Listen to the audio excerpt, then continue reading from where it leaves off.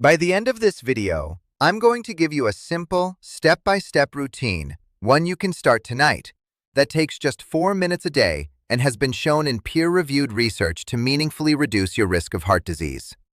But before I get to that routine, I need to tell you something your last checkup probably didn't cover. The first real sign that your heart is in trouble isn't chest pain. It isn't shortness of breath. It isn't even high blood pressure showing up on a cuff. The real warning sign begins in the walls of your blood vessels, silently, invisibly, years, sometimes decades, before a cardiologist ever raises an alarm. A landmark study published in the Journal of the American College of Cardiology found that arterial stiffness, the gradual hardening of the vessel walls that feed your heart, begins accumulating measurable damage in your 40s and 50s. By the time most people over 60 receive a formal cardiovascular diagnosis, that process has already been running quietly in the background for 15 to 20 years. Think about that for a moment. While you were going about your life, raising children, building a career, enjoying retirement, something was changing inside your arteries. And the most unsettling part? You felt nothing. Now, I don't share that to frighten you. I share it because it means something deeply hopeful. If damage builds slowly over years, it can also be reversed slowly over weeks and months. And that is exactly what the science now shows is possible. With a daily habit that requires no gym membership, no expensive equipment, and no prescription. I'm Dr. Jonathan Reed, and I've spent over 3 decades working with patients in cardiovascular medicine and preventive care. In that time, I've watched the research on one particular group of techniques quietly accumulate until it reached a tipping point, the point where I now recommend it to virtually every patient over 60 who walks through my door. The third practice I'll share with you today is the one most people skip, and it may be the most important one of all. So stay with me. Part 1. Why 4 minutes? The biology behind the number.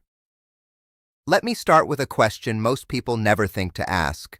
Why does the heart age the way it does? Your heart beats roughly 100,000 times a day. Over 60 years, that's more than 2 billion contractions. Each contraction sends a wave of pressure through your arteries, and your arterial walls, which are living tissue, must flex and recoil with every single beat. When those walls are young and elastic, this is effortless.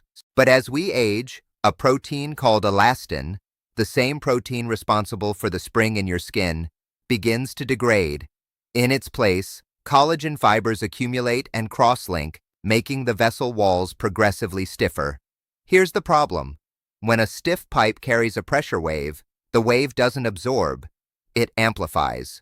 Cardiologists call this pulse wave velocity, and it is now considered one of the most reliable predictors of cardiovascular events in adults over 60. The stiffer your arteries, the harder your heart must work to push blood through them. Over time, this leads to left ventricular hypertrophy, the heart muscle thickening under the strain, which dramatically raises the risk of heart failure, atrial fibrillation, and stroke. But here's what the research uncovered that changed everything. Arterial stiffness is not fixed. It responds, sometimes rapidly, to specific physical stimuli. And the most powerful of those stimuli can be delivered in as little as 4 minutes. Part 2. The research that started it all. Nitric oxide and the endothelium. The key is a molecule called nitric oxide, abbreviated NO, and it may be the single most important compound your cardiovascular system produces. Nitric oxide is made by the thin inner lining of your blood vessels, a layer called the endothelium. Think of the endothelium as the intelligence layer of your circulatory system. It monitors blood flow, regulates inflammation, controls how much your vessels dilate or constrict, and, critically, tells the smooth muscle in your artery walls to relax.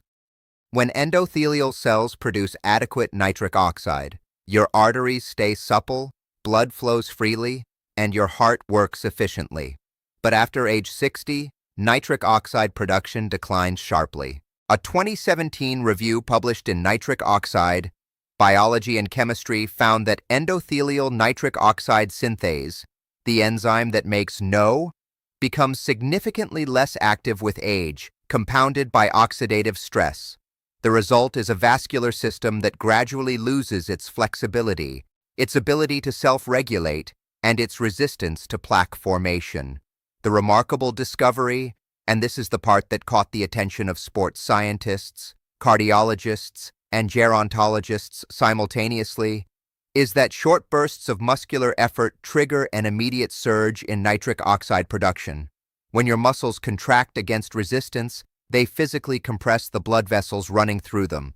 When the contraction releases, blood rushes back in, and the mechanical force of that return flow stimulates endothelial cells to release nitric oxide in quantities that far exceed what happens during ordinary low-intensity movement. This is why a brisk 20-minute walk, while genuinely beneficial, produces a different cardiovascular signal than 4 minutes of properly structured effort. Part 3. Margaret's story. What normal aging was hiding. I want to tell you about a patient I'll call Margaret. She was 67 when she first came to see me, referred by her GP for persistent fatigue and what she described as just feeling old. Her resting blood pressure was 138/84, elevated but not dramatically so. Her cholesterol panel was borderline. On paper, she was the picture of managed cardiovascular risk. But Margaret had noticed something her numbers didn't show. Climbing one flight of stairs left her winded in a way it hadn't 3 years earlier. She'd stopped walking to the farmer's market because the return trip uphill felt like too much. She was 67, not 87, and she was quietly shrinking her world to match what her body seemed to be willing to do. I ran an arterial stiffness assessment, a test that measures pulse wave velocity, and her results confirmed what I suspected. Her vascular age was closer to 76 than 67. Her endothelium was underperforming. Her heart was working harder than it should. Margaret was not sick by conventional standards, but she was on a trajectory. What I recommended to her was not a medication change. It was a protocol, the same protocol I'm going to share with you now, and I asked her to commit to it for 30 days before we reassessed. I'll come back to what happened with Margaret. But first, let me walk you through the protocol itself, because the sequence matters just as much as the exercises. Part 4. The 4-minute heart protocol. What it is and how to do it correctly. This protocol is rooted in a method that researchers have studied extensively over the past 15 years. Isometric exercise combined with brief dynamic movement. Let me be precise about what this means, because the word exercise causes many people over 60 to immediately think of activities they can no longer safely perform. This is not that. Isometric exercise means contracting a muscle without moving a joint. You're generating tension, real, cardiovascular tension, without the impact, the momentum, or the joint stress of conventional exercise. And the cardiovascular benefits, according to a 2023 meta-analysis published in the British Journal of Sports Medicine covering 270 randomized controlled trials and over 15,000 participants, are extraordinary. That meta-analysis found that isometric exercise produces the largest reductions in resting blood pressure of any form of exercise tested, including aerobic training, resistance training, and high-intensity interval training. The average reduction was 8.24 mmHg systolic and 4 mmHg diastolic. To put that in clinical terms, that magnitude of blood pressure reduction, achieved with medication, would be considered a successful pharmaceutical intervention, and it takes 4 minutes. Here is the exact protocol, step by step. Step 1. The wall sit. 2 minutes. Stand with your back against a wall, feet shoulder-width apart and about 18 inches from the wall. Slowly slide down until your thighs are roughly parallel to the floor, or as close to parallel as is comfortable for you. Your knees should be directly above your ankles, not pushed forward over your toes. Hold this position. Do not hold your breath. This is critical. Holding your breath during isometric exercise triggers what's called the Valsalva maneuver, which temporarily spikes intrathoracic pressure and can cause dangerous blood pressure surges. Instead, breathe slowly and deliberately. In through your nose for 4 counts, out through your mouth for 4 counts. Keep that rhythm throughout. Hold for 2 minutes.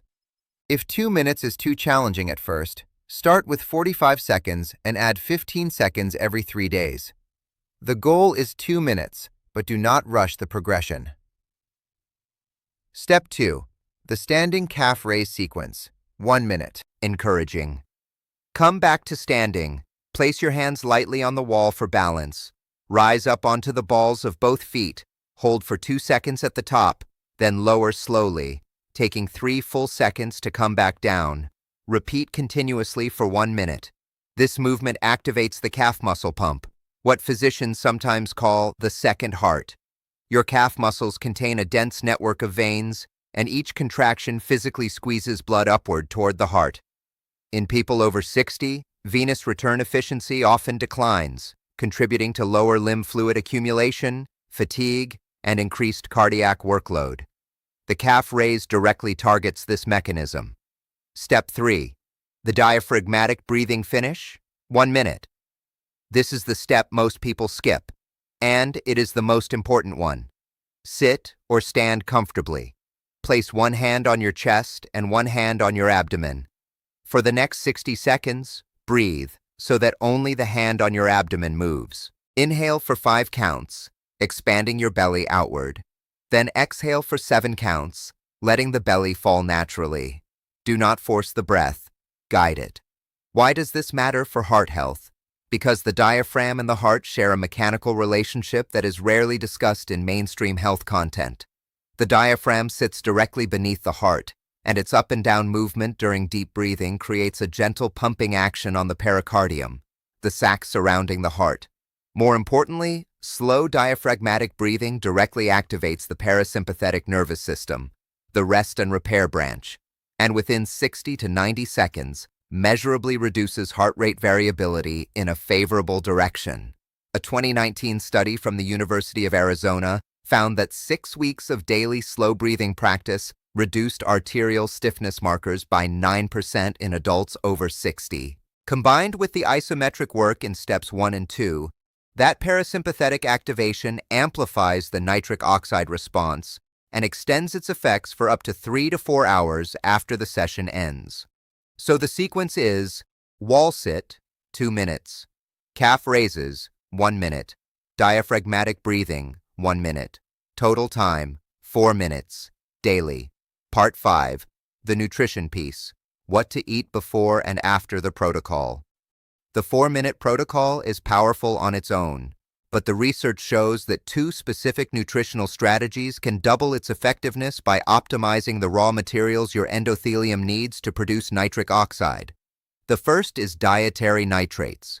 Your body uses nitrates from food as a precursor to nitric oxide, a backup production pathway that doesn't depend on the aging endothelial enzyme.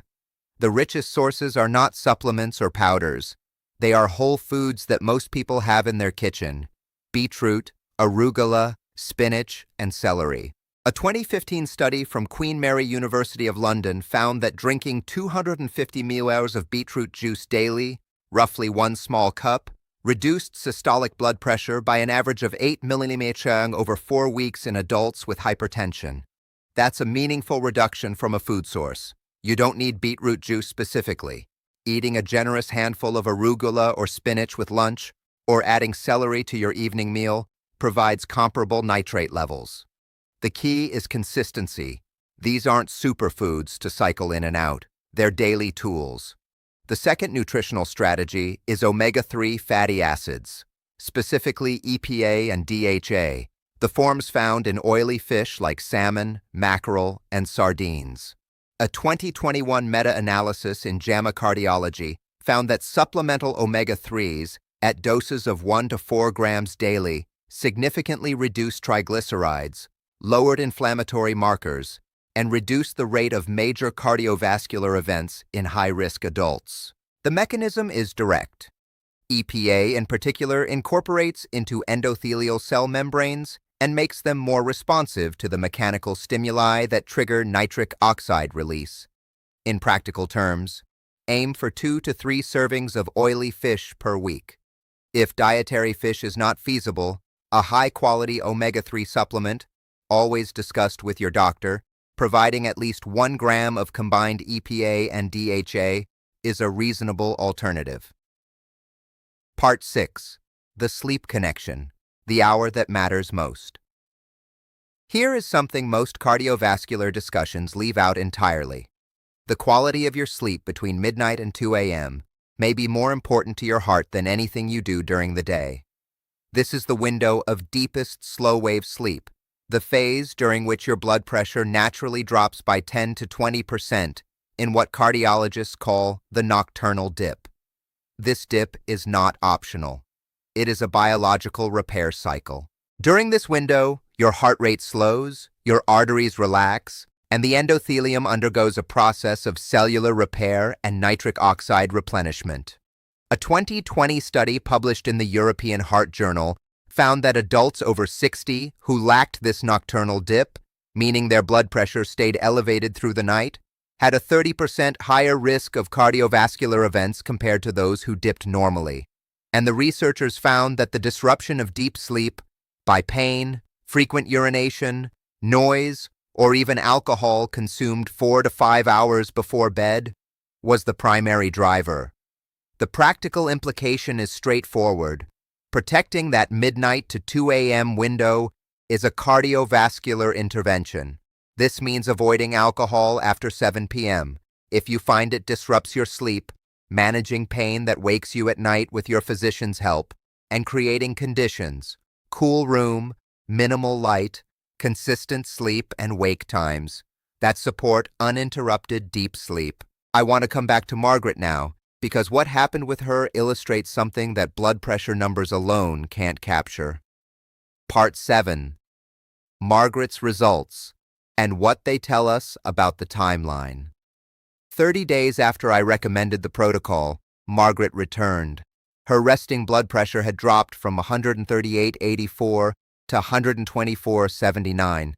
Her resting heart rate was down 4 beats per minute. But more importantly, and this is what she led with when she walked in, she had walked to the farmer's market 3 times that month, and back. She described waking up with what she called more engine, not dramatically more, but enough that she noticed, enough that she had started using the stairs by choice. We repeated the arterial stiffness assessment 6 months later. Her vascular age had improved from 76 to 71. In 6 months, she had, in a very real biological sense, given 5 years back to her cardiovascular system. I do not share this to suggest that 4 minutes a day is a cure. Margaret also adjusted her diet, worked on her sleep, and stayed engaged socially. All factors the research associates with cardiovascular resilience.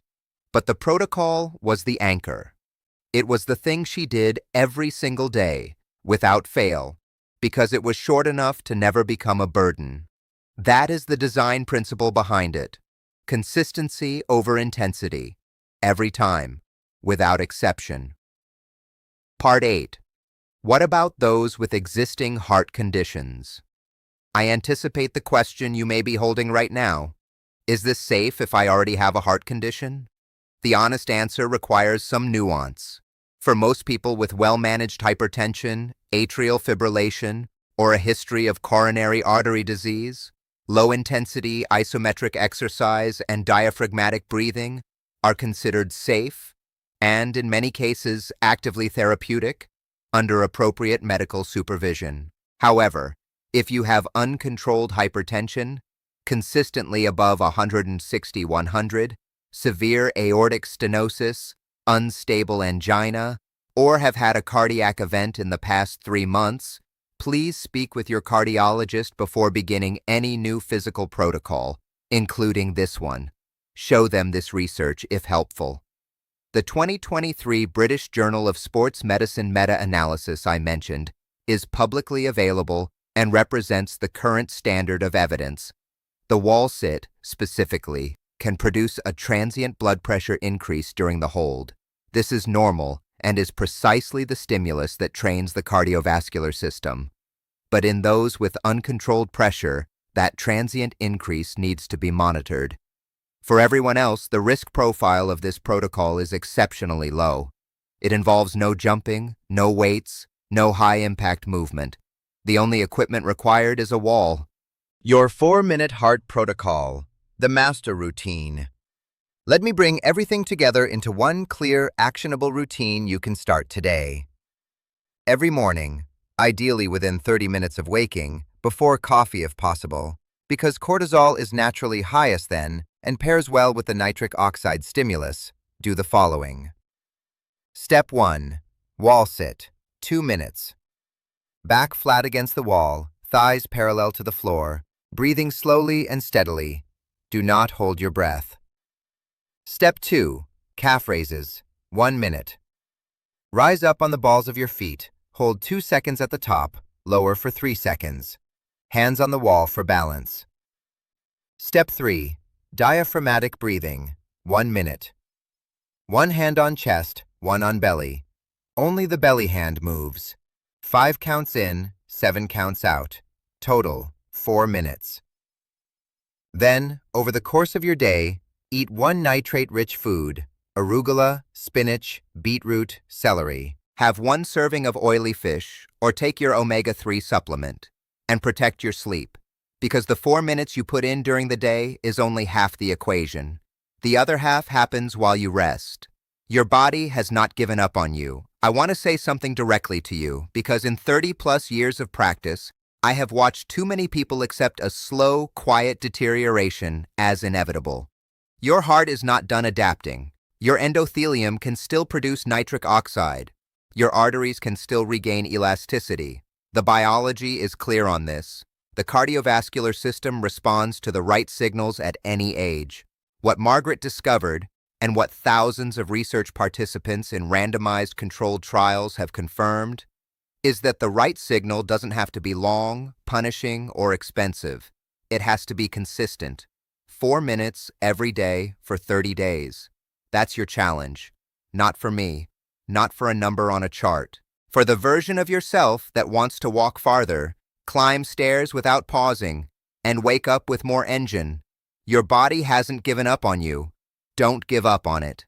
I'll be here next week with the next piece of this picture. Until then, start today. Even if it's 4 p.m., even if you only manage 45 seconds on that wall sit, start. Right now, in the comments below, tell me, on a scale of 0 to 10, how would you rate your current cardiovascular fitness? 0 means I'm barely moving. 10 means I feel great. Write your number and tell me, which of the 3 steps in this protocol are you going to try first? I read every comment. Let's start this conversation. If this video gave you something useful, please share it with one person in your life who needs to hear it. That one share might matter more than you know.